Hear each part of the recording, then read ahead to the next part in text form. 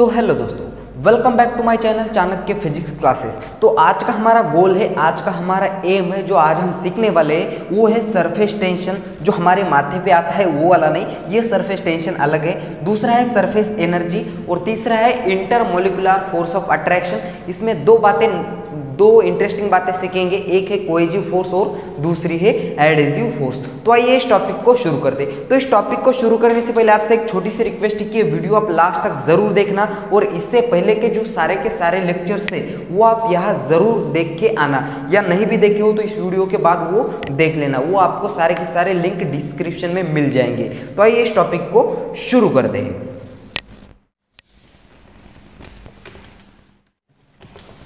तो हेडिंग लगाई जाए सरफेस टेंशन।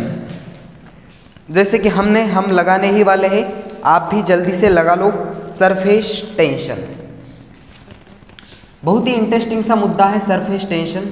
सरफेस टेंशन, ये जो सरफेस टेंशन है ना, ये ऐसे टी से डिनोटेड किया जाता है, या कई किताबों में इसे एस से डिनोटेड किया जाता है। सरफेस टेंशन टी या एस से। चलो मान लो कि इस नाम में ही है सरफेस टेंशन, यानी कि हम जो प्रॉपर्टीज की लिक्विड के रेस्ट पोजीशन में होते हुए मॉलिक्यूल्स के सरफेस की बात करने वाले हैं। तो सरफेस की बात करेंगे। सरफेस की दो तरह के मॉलिक्यूल्स होते हैं, एक होते हैं बल्क और दूसरा होता है surface molecules.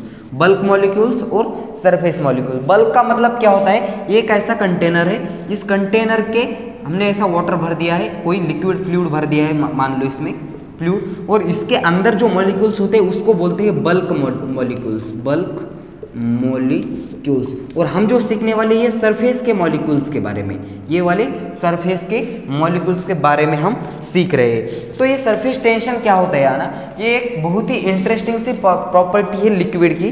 The property of a liquid, यह मैं लिख देता हूँ, एक प्रॉपर्टी है, एक बहुत ही इंटरेस्टिंग सी।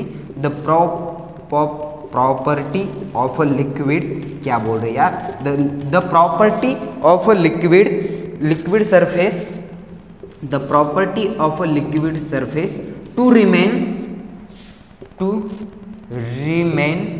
टू ये करना चाहता है to remain in a minimum surface area. समझा देते इसी स्टेटमेंट्स का बात। मिनिमम सरफेस एरिया, ये क्या बात हुई यार, ये जो वो इस लिक्विड का जो सरफेस के मॉलिक्यूल्स है ये क्या करना चाहते हैं, इसका जो इसकी ये ऐसा कम से कम एरिया रखना चाहते हैं, ऐसे सिकुड़ना चाहते हैं, वो ऐसे फैला के नहीं रखना चाहती, वो अपने आप को ऐसे सिकुड़ लेना चाहते हैं। इस प्रॉपर्टी को बोलते हैं सरफेस टेंशन। क्या होता है ये मैं मिटा देता हूँ ऊपर का, कोई ऐसे सिकुड़ना चाहते हैं, वो देखो जरा, ये जो सरफेस का ये है इस कंटेनर, और इस कंटेनर में ऐसे एक लिक्विड भरा हुआ है, और इस लिक्विड का गिवन जो वॉल्यूम है, वो गिवन जो वॉल्यूम है वो ऐसे कम से कम रखना चाहता है ये लिक्विड। इसमें जो मॉलिक्यूल्स है, ऐसे इसमें मॉलिक्यूल्स है, ये मॉलिक्यूल्स ऐसे सिकुड़ना चाहते हैं, ऐसे एक अंदर की ओर सिकुड़ना चाहते हैं। इसका जो सरफेस एरिया है वो कम से कम रखना चाहते हैं। इसी लिक्विड की प्रॉपर्टी को बोलते हैं सरफेस टेंशन।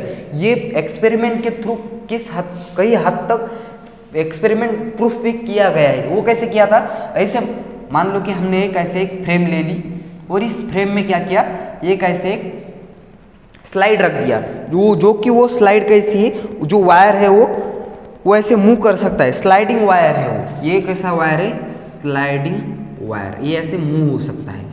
और हमने इसमें ना क्या किया, इस स्लाइड को ऐसे लिक्विड में, एक सोप बबल के लिक्विड में ऐसे डुबो के निकाल दिया, तो यहाँ ऐसे एक फ्रेम तैयार हो जाएगी, एक लेयर तैयार हो जाएगी, और ये लेयर इस वाली फ्रेम को इस डायरेक्शन में खींचना चाहेगी। क्यों? क्योंकि इसका जो सरफेस एरिया है वो सिकुड़ना चाहता है लिक्विड, वो लिक्विड कम से कम रखना चाहता है इसका जो सरफेस एरिया। इसी प्रॉपर्टी को बोलते हैं सरफेस टेंशन। समझ में आ गया? ये जो लिक्विड की प्रॉपर्टी है ये मिनिमम सरफेस एरिया रखना चाहता है, ऐसा मैक्सिमम नहीं। इसी को बोलते हैं सरफेस टेंशन। अब इसको क्या कर दिया हमने, इसको साइंटिस्ट ने कई हद तक प्रूफ करके दिखाया। इस डिस्क को क्या, इस स्लाइड को ऐसे रख कर दिया इन्होंने, ऐसे कर दिया, और ये कैसी है, ये स्लाइडिंग वायर है और इसमें हमने ऐसे लिक्विड भर दिया, इसको एक लेयर बन गई और यहाँ से ऐसे एक छोटा सा वेट लगा दिया उन्होंने। ये वेट इसको नीचे की डायरेक्शन में खींच रहा है और इसका जो सरफेस टेंशन है ये इसको ऊपर की डायरेक्शन में खींच रहा है। ऐसा ज़्यादा वेट लगाओगे तो वो ऐसे नीचे आ जाएगा, मगर हमने एक छोटा सा वेट लगा दिया तो वो ये दोनों एक दूसरे को बैलेंस कर रहे थे। इसका जो नेट फोर्स है वो 0 था, तब ये दोनों एक दूसरे को बैलेंस कर रहे थे। ये ऐसा कई हद तक प्रूफ हो चुका है। अब और इस सरफेस टेंशन के बारे में बातें जान ले हम। सरफेस टेंशन का फॉर्मूला क्या होता है, उसका यूनिट्स क्या होता है, समझ में आ गया। सरफेस टेंशन की एक ऐसी प्रॉपर्टी है जो अपने सरफेस एरिया को मिनिमम रखना चाहता है, कम से कम रखना चाहता है, उसी को बोलते हैं सरफेस टेंशन। अब देख लेते हैं इसका जो थोड़ी और बातें कर लेते हैं इसके बारे में। डस्टर होके भी हम हाथ से डस्ट कर ऐसे रिमूव कर रहे हैं इसको, ये तो गलत बात हो गई है ना। प्लीज़ इसके पहले के सारे लेक्चर आप देख के यहाँ आना ताकि आपको बहुत ही अच्छे से फील हो जाए, सारे के सारे आपको मिल जाएंगे। क्या होता है ना, सरफेस टेंशन का फॉर्मूला होता है सरफेस टेंशन। इसकी डेफिनेशन की बात की जाए सरफेस टेंशन की, तो सरफेस टेंशन की दोस्तों डेफिनेशन होती है द सरफेस टेंशन। इसकी डेफिनेशन की बात की जाए तो ये इसका फॉर्मूला देखो, ये टेंशन को ऐसे टी से डिनोटेड कर देते हैं। ये होता है फोर्स पर यूनिट लेंथ। इसको परपेंडिकुलर फोर्स दो तो ये मैं यहाँ लिख देता हूँ surface tension is defined as perpendicular force, यहाँ से यह भी लिख देता हूँ perpendicular force per unit length, perpendicular force per unit length. इसको कैसे बोल सकते हैं हम, सपोज दैट मान लो कि ये ऐसा, आपने कभी वाटर का मॉलिक्यूल्स देखा है, ऐसा छोटा मॉलिक्यूल्स, अगर आपने वाटर का एक बूंद ले लिया और ऐसा टेबल पे डाल दिया तो अपने आप वो स्पेरिकल शेप ले लेगा। वो स्पेरिकल ही शेप क्यों ले लेगा, ये भी सवाल है। और ये भी एक सवाल है कि वो स्पेरिकल क्यों है, तो उसके पीछे का रीज़न है वो उसका जो सरफेस टेंशन होता है, इसके पीछे वो रीज़न है। स्मॉल ड्रॉप्स, उसका जो स्पेरिकल शेप है उसके पीछे कौन सा रीज़न है, सरफेस टेंशन का। चाहे तो सरफेस टेंशन नहीं होता तो वो कोई और शेप ले लेता या कुछ भी शेप नहीं ले लेता, उसके सरफेस टेंशन है इसलिए वो ऐसे सिकुड़ना चाहता है अपने आप में। अगर उसने उस बूंद ने अगर कोई ऐसा शेप ले लिया या ऐसा सिलिंड्रिकल शेप ले लिया तो ये इन तीनों की कंपैरिजन की जाए तो इस स्फेरिकल शेप में इसका कम से कम वॉल्यूम या उसका कम से कम एरिया आ जाएगा। ये साइंटिस्ट लोगों ने प्रूफ करके यही हमको बता दिया है। हम उसके बीच में कोई छेड़खानी नहीं करेंगे। ये मॉलिक्यूल से इसमें एक ऐसे इमेजिनरी लाइन खींच दी, इस इमेजिनरी लाइन को इस साइड से एक फोर्स खींच रही है और इस साइड से एक फोर्स खींच रही है और इसकी लेंथ है n। तो यह टेंशन का फॉर्मूला हमने बोल दिया, tension is equal to perpendicular force per unit length. ठीक है, इसका एसआई यूनिट की बात की जाए तो इसका एसआई यूनिट होता है एसआई यूनिट। इसका एसआई यूनिट कैसे निकालेंगे, फोर्स का SI unit newton, length metre में, तो ये आ गया इसका एसआई यूनिट न्यूटन मीटर। और इसका डायमेंशन की बात की जाए, डायमेंशन को ऐसे हल्के में मत लेना, ये 2002 में एग्जाम में पूछा था सीईटी में, what is the dimension of surface tension. Force के डायमेंशन क्या होते हैं, m1 l1 t-2 और लेंथ मीटर में यूज की लेंथ ऐसे मीटर में होती है और ऐसे यहाँ नीचे L1। तो L1 से L1 बेचारा मर गया तो बचा क्या, सिर्फ m1 l0 t-2। तो ये हो गए इसके डायमेंशन सरफेस टेंशन के बारे में। तो आपको ये surface tension I hope concept clear हो गई होगी। अगर आपको ये नोट करना है तो जल्दी से इतना नोट कर लो। हम थोड़ा और आगे बढ़ लेते हैं, भैया हम, अगर आपकी इच्छा हो तो। हेडिंग लगाई जाए next, molecular theory of surface tension. Molecular theory of surface tension.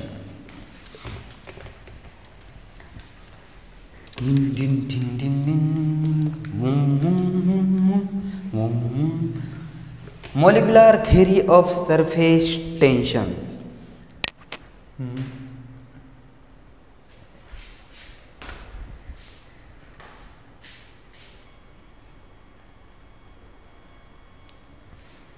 Heading लगाई जाए मॉलिक्यूलर थ्योरी ऑफ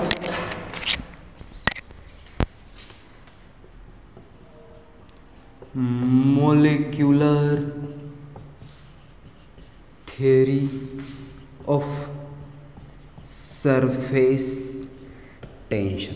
तो molecular theory of surface tension में हम सबसे पहले सीखेंगे इंटरमोलिकुलर फोर्स क्या होता है। Intermolecular force, intermolecular force. तो इंटरमोलिकुलर फोर्स में ना सबसे आसान तरीके से समझाएंगे, चिंता करने की कोई ज़रूरत नहीं, चिंता करने की कोई भी ज़रूरत नहीं है।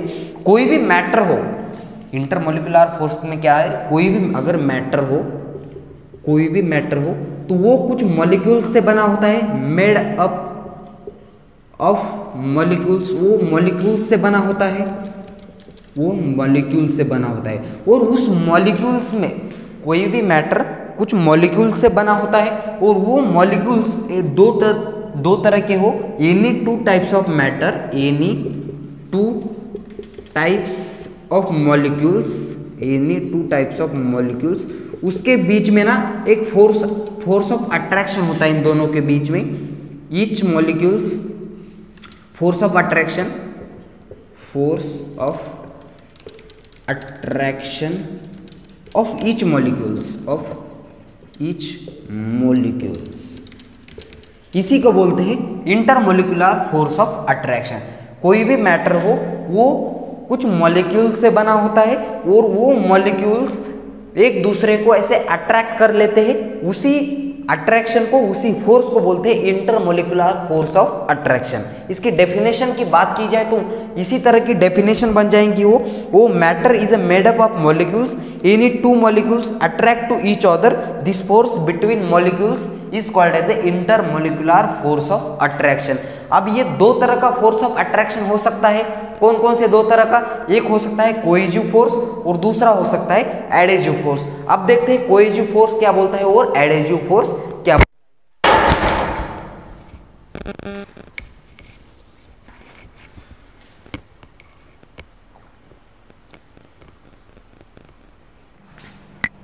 सॉरी, वो बीच में ना ऐसे मोबाइल नीचे गिर गया था, होता रहता है ऐसे, हमारे साथ ही होगा, जो वीडियो बनाता है उसी के साथ तो मोबाइल गिरेगा ना, आपके साथ थोड़ी ना गिरेगा, ठीक है।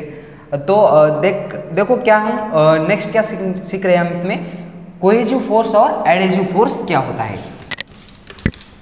हेडिंग लगाओ कोहेसिव फोर्स और एडहेसिव फोर्स। तो कोहेसिव फोर्स और एडहेसिव फोर्स क्या होता है ना, मान लो कि एक ऐसा एक कंटेनर है, इस कंटेनर में क्या कर दिया हमने, इस कंटेनर में ऐसे लिक्विड भर दिया, ऐसे लिक्विड भर दिया, और ये ऐसे लिक्विड के मॉलिक्यूल्स है, ये लिक्विड का एक मॉलिक्यूल्स है, ये लिक्विड का मॉलिक्यूल्स है, और ये ऐसे वाटर के मॉलिक्यूल्स है, सपोज दैट मान लो, और ये वाटर का मॉलिक्यूल्स यहाँ भी है, ऐसे बहुत सारे इसमें वाटर के मॉलिक्यूल्स है। क्या होता है ना कोहेसिव फोर्स में, ये वाटर के मॉलिक्यूल्स है, इस वाटर और वाटर के मॉलिक्यूल्स में भी एक फोर्स ऑफ अट्रैक्शन है, इस फोर्स ऑफ अट्रैक्शन को बोलते हैं कोहेसिव फोर्स। और दूसरा इस कंटेनर और वाटर का मॉलिक्यूल्स, इन दोनों के बीच में भी एक फोर्स ऑफ अट्रैक्शन है, इन दोनों के फोर्स को बोलते हैं एडहेसिव फोर्स। तो हम ऐसा क्यों बोला, क्योंकि इसमें जो कोहेसिव फोर्स, इसमें देखो ये कोहेसिव फोर्स जो होती है, कोहेसिव फोर्स ये होती है same types of material, same types of material, यानी कि वो सेम तरह के मटेरियल के बीच में जो फोर्स ऑफ अट्रैक्शन होती है उसी को बोलते हैं कोहेसिव फोर्स। और ये एडहेसिव फोर्स जो होती है ना, एडहेसिव फोर्स जो होती है ना, ये एडहेसिव फोर्स होती है ना, ये डिफरेंट टाइप्स ऑफ मटेरियल के प्रॉपर्टी के बीच में होती है, ये डिफरेंट टाइप्स ऑफ मटेरियल। यानी कि थोड़ा गौर कर लो, ये देखो ये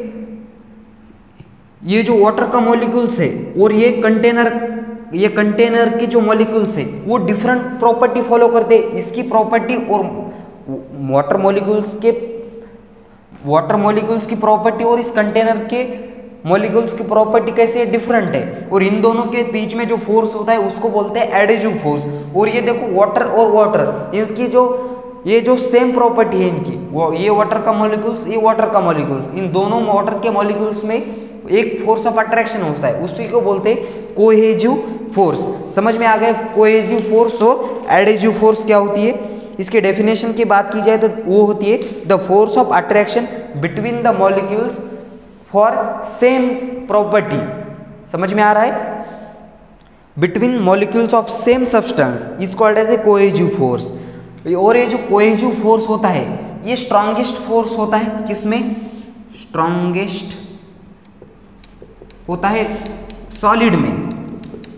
देखो ना, सॉलिड के मॉलिक्यूल्स कैसे ऐसे एकदम से चिपक के बैठे होते हैं एक दूसरे को, और वीकेस्ट होता है गैसेस में।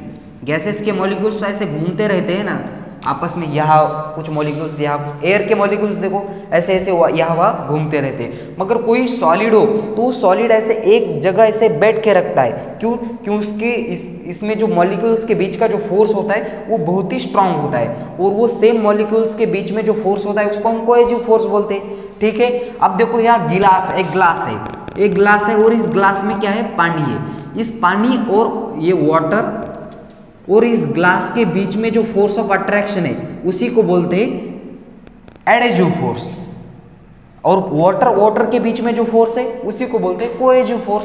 सिंपल सी कंसेप्ट है। अब देख लेते हैं सरफेस एनर्जी क्या होती है।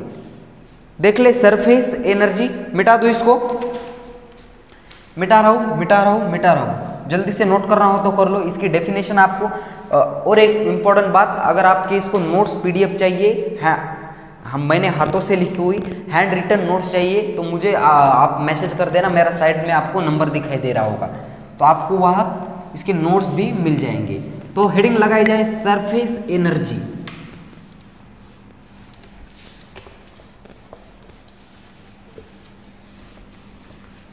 सरफेस एनर्जी हेडिंग लगाओ। सरफेस एनर्जी क्या होता है देखो जरा, ये surface energy.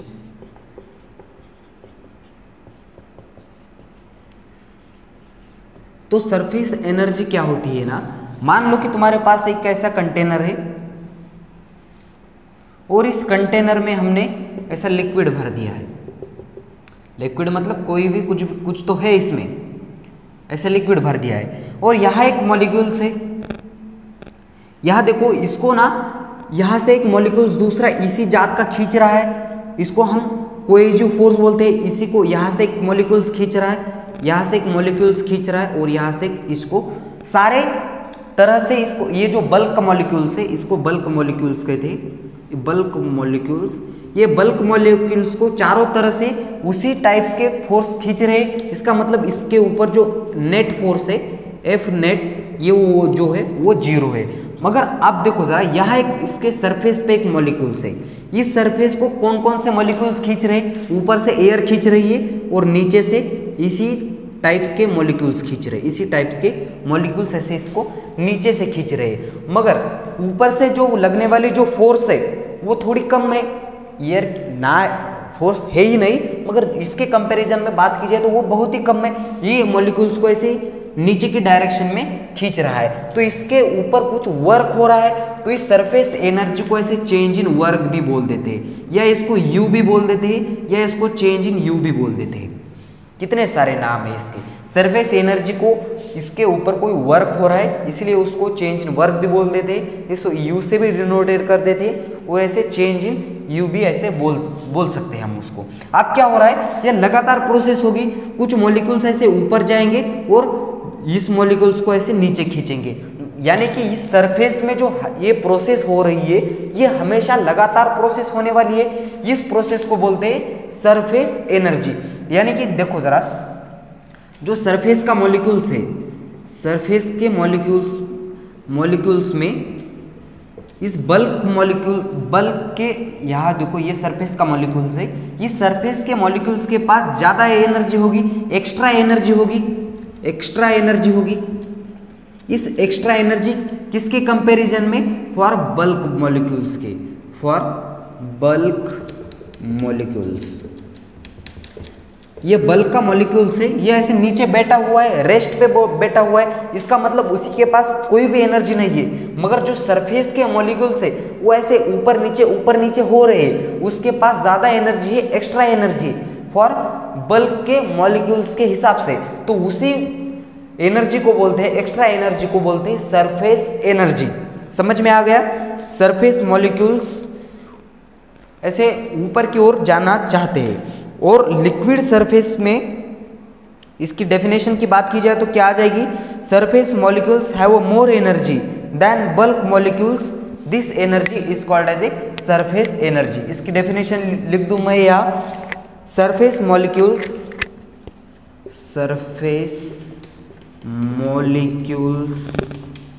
Have, surface molecules के पास एक एनर्जी है और वो एनर्जी मोर है, ज़्यादा है, more energy than bulk molecules,